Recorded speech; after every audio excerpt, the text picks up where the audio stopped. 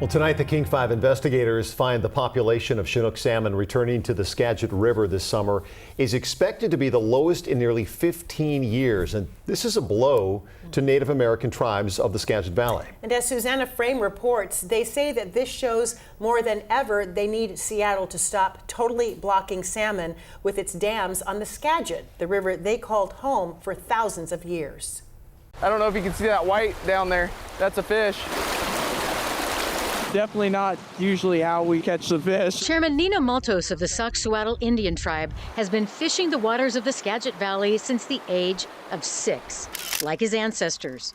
But for thousands of years, they pulled in troves of Chinook for their people and way of life. How'd you get it so far out? The numbers now are so grim. This summer and fall, the Sauk-Suiattle can take just 24 wild Chinook. Hearing stories about the fish being so thick that you could practically walk across them, to we're at a point now where if we catch 24 wilds, we have to shut down. It's sad no matter how you look at it. It's devastating.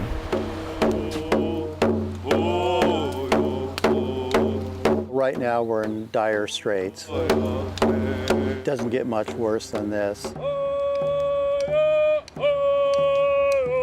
Many tribes of the Northwest, including those of the Skagit Valley, call themselves salmon people, and Chinook are considered the priority. Chinook, or king salmon, play a central role in their culture, history, and spirituality. I'm here in the Skagit River where Chinook salmon are struggling. The species has been on the endangered species list for 25 years, and this year the forecast is as bad as it's been since 2011. The writing's on the wall. We need to do something different. You look back in the last 30 years, the track record has been pretty abysmal. We're going the wrong way. We have to make a change and do things different. The news comes at an important crossroads. The city of Seattle's dams on the Skagit are up for relicensing. More than 100 years ago, Seattle constructed 3 dams on the Skagit to generate electricity. At the time, no one consulted the Native Americans.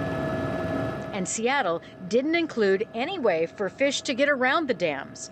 To this day, the dams block off nearly 40% of the river's habitat to salmon and other fish species.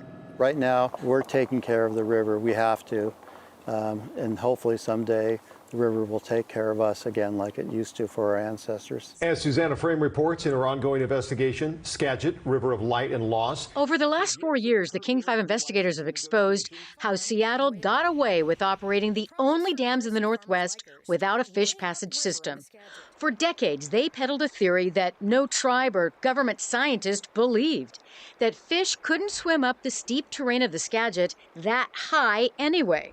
So investing in fish passage would be a waste of time and money. We flipped the switch. I asked the team to flip the switch. In 2023, Seattle City Light finally changed its position.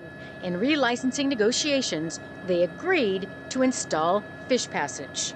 But this represents a piece of restorative justice here. And so what I see us doing here is saying, we understand that we have impacted you and that this was your land. And for this country that has such a history with Native American peoples, that has such an ugly history, I think it's really important. That was 2 years ago. An agreement still hasn't been signed.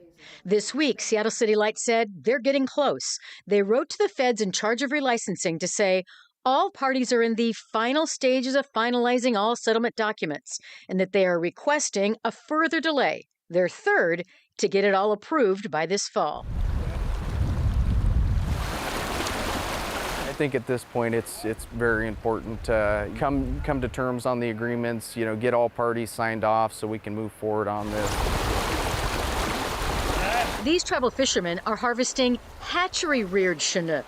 There hasn't been a wild spring Chinook fishing season on the Skagit since 1988. That was 37 years ago, before Chairman Maltos was even born.